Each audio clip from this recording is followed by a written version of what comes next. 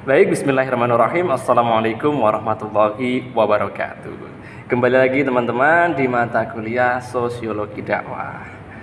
Baik, perkenalkan kami dari kelompok 10 dengan anggota saya sendiri Muhaimin Nur Salim dan teman saya Revana Hamimah Al-Zahra akan membawakan presentasi dengan tema Gerakan Dakwah Kontemporer.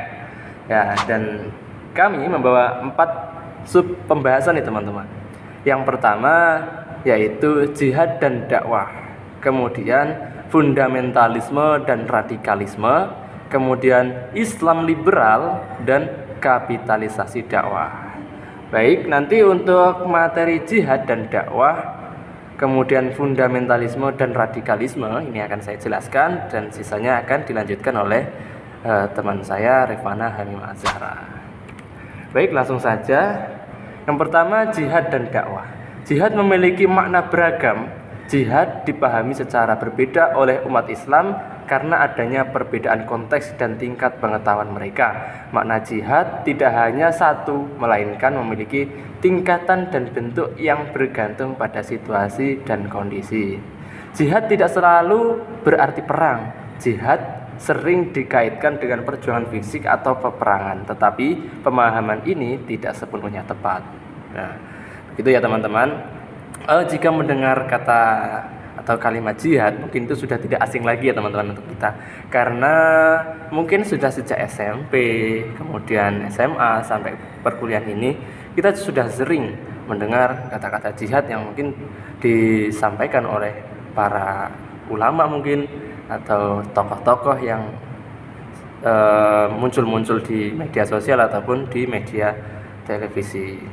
Nah, jihad juga berkaitan dengan jihad ini juga sudah sempat disinggung oleh Pak Tasrif dulu ya teman-teman, waktu perkuliahan mata kuliah tafsir ayat dakwah, yang mana jihad memiliki arti bersungguh-sungguh. Nah, jadi jika dikaitkan dengan materi ini yang mengatakan bahwa jihad tidak selamanya tidak melulu tentang perjuangan fisik atau peperangan, namun bersungguh-sungguh dalam menjalankan apapun.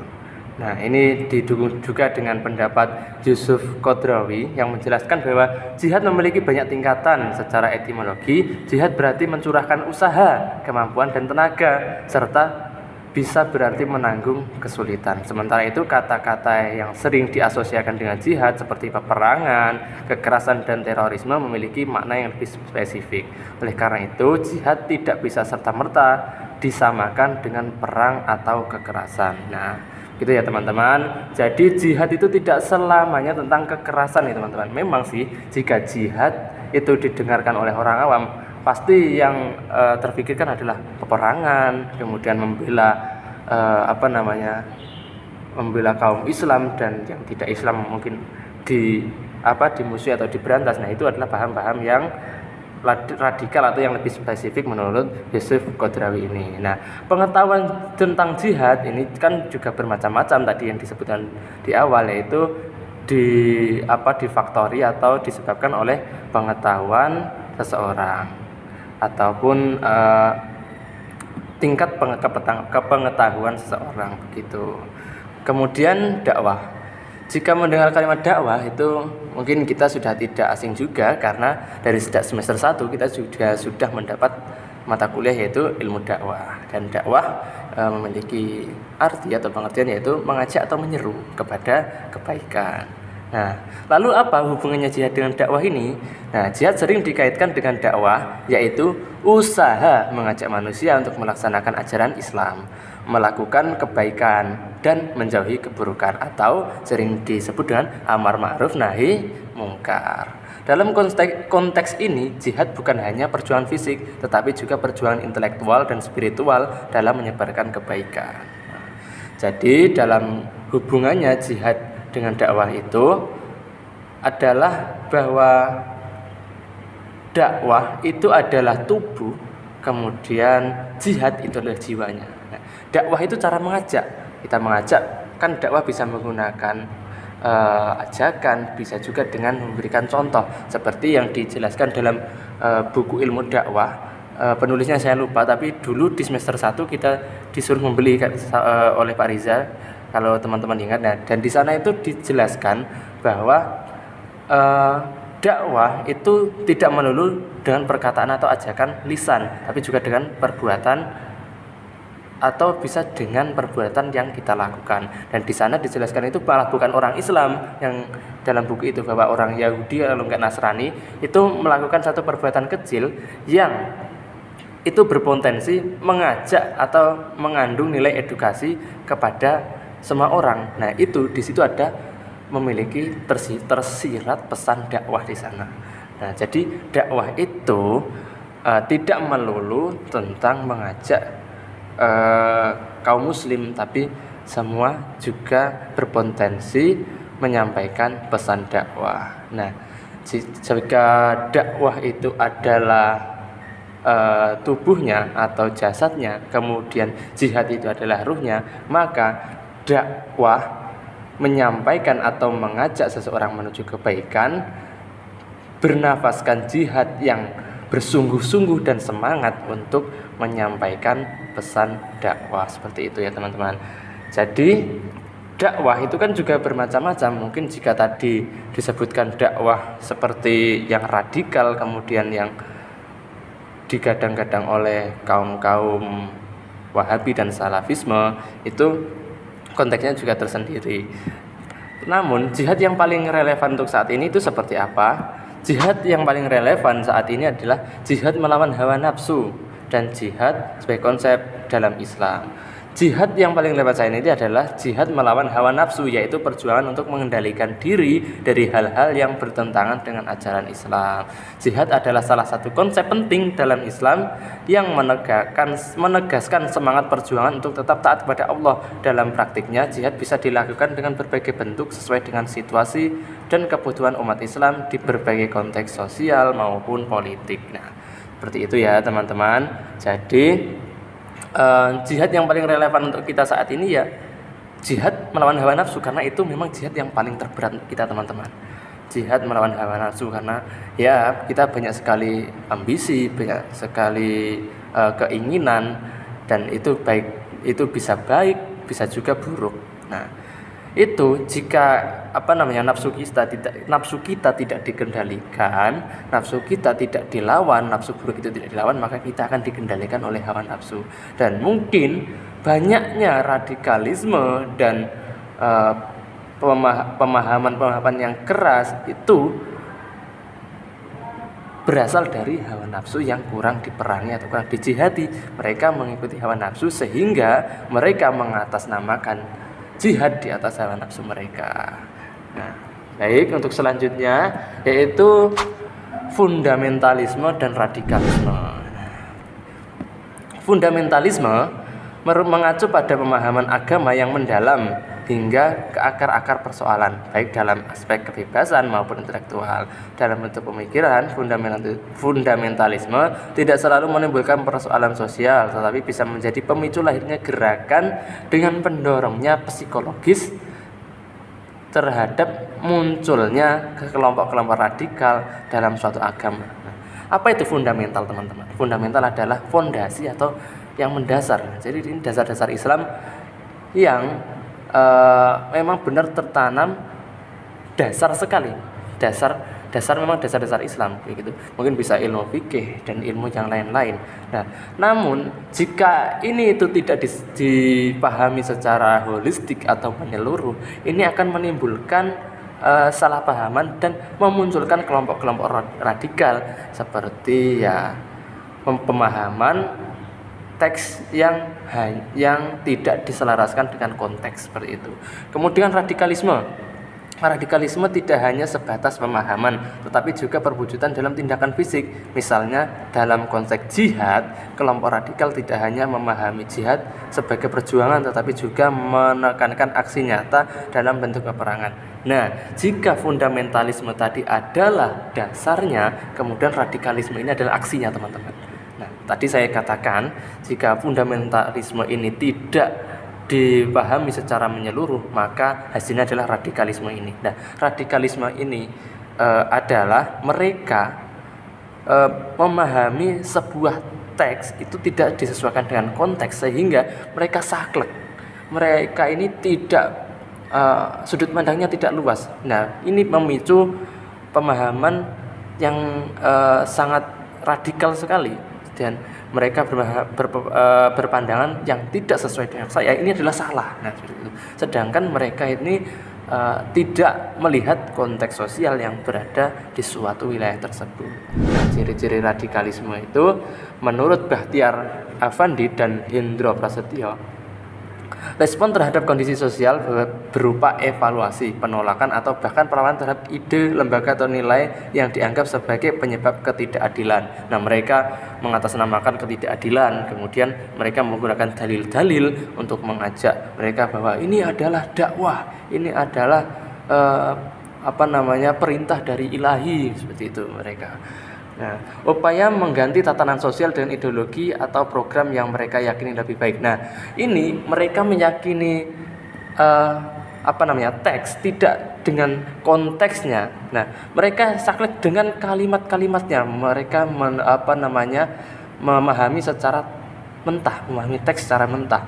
Kemudian dari situ mereka beridealisme, memegang ideologi yang diyakini mereka, dan mereka ingin merubah tatanan sosial dari sebuah negara atau sebuah wilayah yang di situ konteks sosialnya berbeda dengan konteks atau berbeda dengan ideologi yang mereka pahami, dan mereka ingin merubah tatanan sosial sebuah wilayah tersebut dengan pemahaman mereka yang mereka yakini benar, seperti itu teman-teman. Nah, dakwah fundamentalisme dan radikalisme dalam konteks masyarakat Indonesia sangat berbeda dengan masyarakat di tempat lain. Perbedaan konteks masyarakat ini pula dapat menentukan apakah paham-paham keagamaan radikal dan fundamentalisme tersebut bisa diperhatikan atau tidak. Nah, ini yang saya katakan tadi, mereka tidak menyesuaikan dengan konteks sosial. Jika di Indonesia kan, Indonesia tidak hanya Muslim saja, tidak hanya beragama Islam saja, banyak juga agama-agama yang lain. Nah, bagaimana jika kaum radikalis ini ingin membentuk pemerintahan, tatanan sosial, mereka harus saklek mengikuti mereka. Alangkah pecah belahnya negara kita jika seperti itu. Mungkin yang Islam seperti mereka ini akan memusuhi agama-agama yang lain, terus agama-agama yang lain akan dimarginalkan, bahkan tidak dan dibuang, maka Indonesia akan terpecah belah, dan Indonesia mungkin tidak akan ada lagi karena Indonesia sudah berpindah haluan atau berpindah tatanan sosialnya. Nah, tantangan dakwah fundamentalis dan radikal seringkali dihadapi tantangan besar, terutama dalam kaitannya dengan politik. Nah, kaum radikalis ini sangat erat kaitannya dengan politik ya teman-teman. Kelompok ini cenderung menggunakan jalur politik untuk mencapai target dakwah mereka dengan menunjukkan simbol-simbol keagamaan dalam berbagai aspek kehidupan. Problemnya adalah bahwa kelompok revivalis, modernis, bahkan reformis tidak bisa melakukan dialog yang lebih strategis dalam menata dakwah Islam. Alih-alih melakukan dialog, interaksi di kalangan mereka bahkan saling berhadapan dan saling mengkritik satu dengan yang lainnya. Nah, jadi mereka kaum radikalis ini sangat pandai sekali berdialog nih teman-teman. Mereka menggunakan akal logika mereka saja tanpa memandang konteks sosial, sehingga mereka dengan dalih agama mereka berdialog dengan mungkin seseorang stakeholder di suatu wilayah tersebut, sehingga mereka seakan-akan lebih unggul dan lebih paham, seperti itu teman-teman. Oleh karena inilah, berdasarkan pada kronologi lahirnya gerakan dakwah kelompok Islam radikal tampak cenderung reaktif ketika menyikapi persoalan yang muncul, sehingga tawaran-tawaran solusi persoalan umat tidak di-up-to-date. Mereka menawarkan solusi yang seringkali tidak relevan dengan konteks zaman dan kondisi masyarakat. Nah, ini seperti yang saya sampaikan tadi ya teman-teman. Mereka tidak menyesuaikan konteks suatu wilayah tersebut. Contohnya yaitu Hizbut Tahrir Indonesia. Mungkin teman-teman juga sudah tidak asing lagi dengan yang namanya HTI ini, Hizbut Tahrir Indonesia, mengusulkan khilafah sebagai solusi politik Islam dan menerapkan hukum dalam tindakan. Baik teman-teman, untuk materi selanjutnya akan dilanjutkan oleh teman saya Revana Hamim Azahra. Waktu dan tempat saya berikan. Baik, bismillahirrahmanirrahim. Izinkan saya untuk melanjutkan materi yang ketiga, yaitu Islam liberal ya, atau subbab yang ketiga dengan judul Islam liberal. Dan ini tidak kalah penting dengan pembahasan dari Mas Salim sebelumnya, karena Islam liberal ini tuh ada di dalam segala aspek teman-teman, dari mulai politik, ekonomi sampai dengan pemikiran. Lanjut ya, jadi sebenarnya Islam liberal ini muncul dikarenakan respon dari pandangan Barat terhadap umat Islam. Kenapa? Pandangan Barat itu menganggap bahwa umat Islam itu tidak bisa menerima dan tidak cocok dengan modernisasi dan liberal.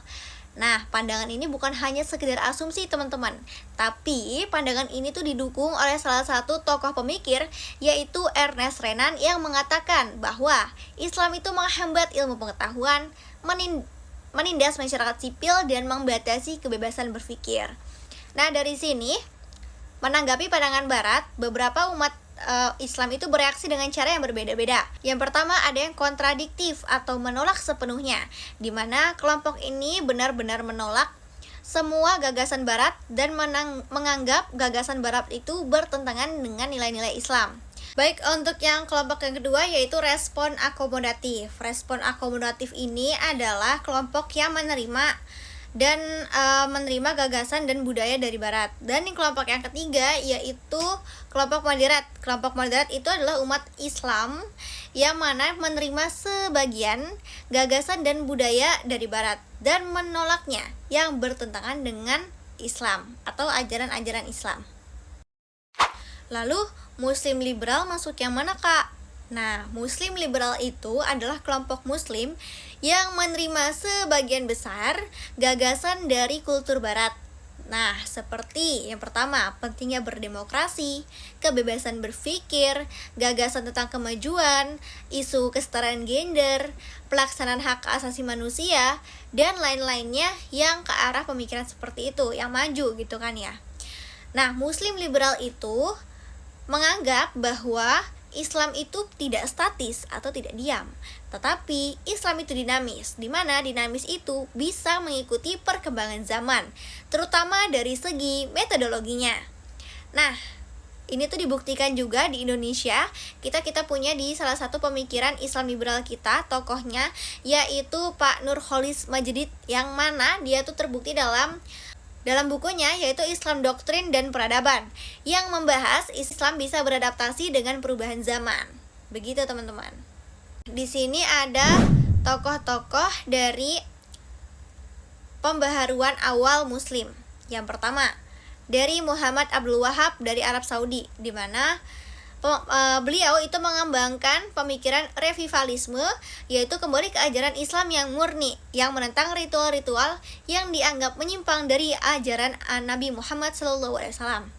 Nah, beliau sangat amat kuat dalam upaya membasmi atau memberantas praktik-praktik bid'ah. Lanjut, yang kedua ada Muhammad Abduh di Mesir. Beliau itu menolak taklid. Taklid itu mengikuti tradisi tanpa kita tuh berpikir dulu ya. Beliau ingin umat muslim itu lebih berpikir kritis dan memahami ajaran muslim secara nasional dulu. Jadi tidak ingin terjebak dalam kebodohan begitu ya. Nah, menurut Watt, tokoh-tokoh yang tadi adalah pelopor Islam liberal yang muncul sebagai respon terhadap kemajuan Barat, sekaligus bentuk protes karena waktu itu Islam masih dalam keterpurukan. Tetapi setelah kolonialisme berakhir di berbagai negara Islam, ya kan, negara muslim, di sekitar tahun 1945 muncul kembali pemikir-pemikir, yaitu salah satunya adalah Muhammad Arkon di Aljazair dan Fazlur Rahman di Pakistan. Mereka itu berusaha menafsirkan ulang ajaran Islam agar selaras dengan nilai-nilai modernisasi ya, tetapi bukan sekedar meniru Barat ya, tetapi menafsirkan ulang. Jadi bukan sekedar meniru. Nah, teman-teman, dari perspektif dakwah ya, pembaharuan Islam yang dilakukan oleh tokoh-tokoh tadi itu bisa itu bisa merupakan bagian dari dakwah. Tetapi mereka itu lebih dakwahnya melewati pendekatan intelektual. Nah, mereka itu berusaha menonjolkan Islam atau menunjukkan Islam secara rasional, objektif, dan empirisnya. Tetapi untuk pemikiran seperti itu hanya bisa diterima oleh kalangan atas atau menengah ke atas. Untuk warga-warga biasa itu masih mempertahankan tradisi Islam yang sudah ada atau sudah lama gitu. Yang keempat yaitu kapitalisasi dakwah. Nah, kira-kira apa sih kapitalisasi dakwah itu? Jadi teman-teman, pada era 1980-an di televisi itu masih isinya itu program-program umum pada biasanya kan. Nah, sekarang itu sudah ada program-program dakwah yang muncul di televisi. Dikenal dengan dakwah pop ya teman-teman. Nah, fenomena dakwah pop ini di televisi itu menandakan nih bahwa para dai itu semakin sadar akan pentingnya media populer dalam menyebarkan dakwahnya. Dengan tersedianya media seperti televisi, koran, dan lain-lain, para dai itu dituntut untuk lebih terampil dalam memanfaatkan media guna mencapai target dakwahnya. Apalagi kalau program dakwah di televisi, di mana dai itu harus juga menyelipkan bumbu-bumbu hiburan supaya audiens itu tertarik untuk menonton program dakwah tersebut. Sebenarnya fenomena seperti ini itu sudah terjadi sejak zamannya Sunan Kalijaga teman-teman. Karena apa? Karena beliau itu menggunakan atau media dakwahnya adalah sebuah wayang, dimana pada zaman Sunan Kalijaga waktu itu wayang adalah salah satu hiburan yang bisa dapat dengan mudah diterima oleh masyarakat luas. Makanya waktu itu Sunan Kalijaga menggunakan media tersebut untuk menyebarkan dakwahnya. Sama halnya dengan TV ya. TV juga berarti media dakwah kita, dimana kita juga harus menyesuaikan ya. Kita harus menyelipkan hiburan-hiburan yang tetap pada jalannya nilai-nilai Islam, bukan keluar dari nilai-nilai Islam. Nah teman-teman, karena memang sekarang zamannya sudah menggunakan teknologi, televisi, dan audiovisual lainnya, maka dai sekarang itu dituntut untuk bisa dan paham terkait audiovisual. Nah dari sini masih kelihatan positifnya terus ya teman-teman. Namun ternyata itu tuh ada tantangannya loh guys. Dikarenakan dakwah di televisi itu terkadang lebih mengutamakan komersialisme dan keiklanan gitu, dan materialisme juga. Nah sekarang juga popularitas dai itu sekarang malah dilihat dari visual dan gaya hidupnya, bukan dari kesolehannya. Nah teman-teman, karena televisi itu dominannya adalah ke arah hiburan, maka sebuah atau program dari dai itu harus bisa menyesuaikan strategi agar tetap relevan di tengah masyarakat yang lebih akrab dengan media pop atau hiburan. Nah, jika hiburan non religius aja udah menjadi kebutuhan mereka, maka dakwah itu harus bisa mampu bersaing ya, tanpa terpaku pada metode tradisional, atau mampu bersaing dengan program-program non-religius tersebut. Nah, muncul juga kekhawatiran dari pandangan-pandangan orang yang mungkin akan melihat dakwah itu lebih terlihat seperti ajang selebritas gitu daripada misi penyebaran nilai-nilai Islam. Kita juga tidak bisa memungkiri ya teman-teman, walaupun media masanya tadi banyak tantangan dan kekhawatiran, tapi tetap aja media massa tuh pasti punya kelebihan dan kekurangannya masing-masing. Kayak yang pertama adalah kelebihannya menjangkau audiens yang luas. Sudah jelas ya teman-teman, karena media massa itu kan bebas untuk siapa aja ya. Jadi masyarakat mana aja bisa tahu dan bisa masuk ya. Kemudian yang kedua, tersampaikan dengan lebih cepat. Jelas ya, karena media massa terutama televisi itu akan lebih cepat beritanya muncul kebanding dari di koran. Koran kan harus menunggu cetakan esok harinya gitu kan.